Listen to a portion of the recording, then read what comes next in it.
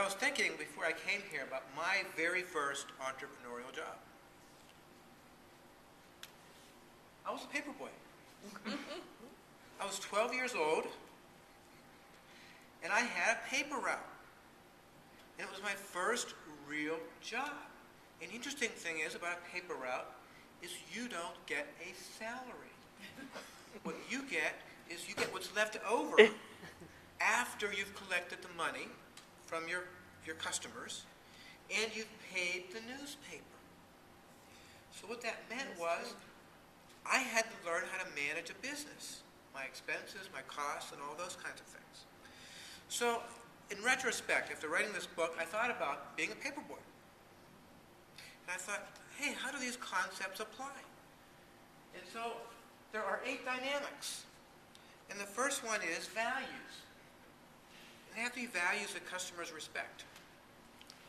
Not just honesty and integrity, but also reliability. Is that paper going to be there on time? Is it going to be dry? Okay? Especially if you lived in Pittsburgh. Okay?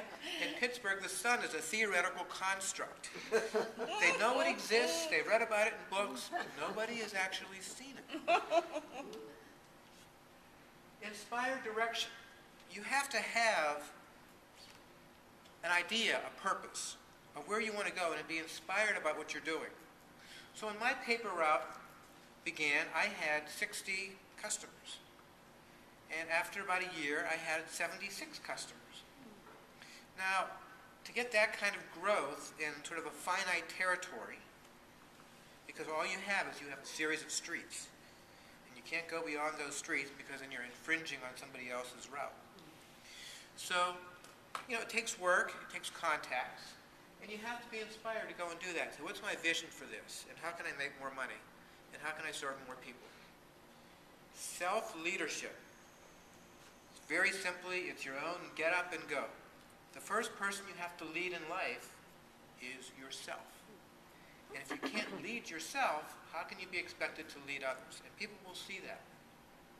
Well, as a 12-year-old with a paper route, you have to have that get up and go. You have to be able to say, hey, friends, I'm not going to play today while I go and deliver my papers. Or while I go and go around and collect the money and give out the receipts. And you have to give up certain kinds of things, and you have to have that kind of initiative, which I had never had before I had done that. Possibilities. You have to think creatively and believe in positive kinds of things, and think about what's possible and what you can actually make from this. Relationships. I just heard Don talk about relationships and the importance of those. And in my belief, relationships are the most precious things we have in life. More precious than money, more precious than our homes. When all is said and done, it's our relationships with our family, our friends, our colleagues, our customers. Those are the things that really have value, and yet those are the things that are frequently given the least attention. And I'll just give you a really simple example. I've worked with a lot of companies that have gone through mergers and acquisitions. And when they go through that, they do all these analyses. The marketing, the finances, the operations. What's the last thing they think about? The people. And yet it's the culture and the relationships among those people and the relationships that need to be built with the new company, especially if you are the company that's being acquired, that are most important. And those are the things that are lasting. So you need to be nurtured and nourished. Spirit. Now I talk about spirituality in a little different sense than most people. I don't talk about it in a religious sense. Religious spirituality is really important, but I look at it in terms of what's inside of us, and how do we take what's inside of us and express it on the outside. The word spirit, actually the root of the word spirituality, has to do with breath. Think about respiration. It has to do with breathing. And so we want to take what we're feeling inside and breathing, and how do we express it on the outside?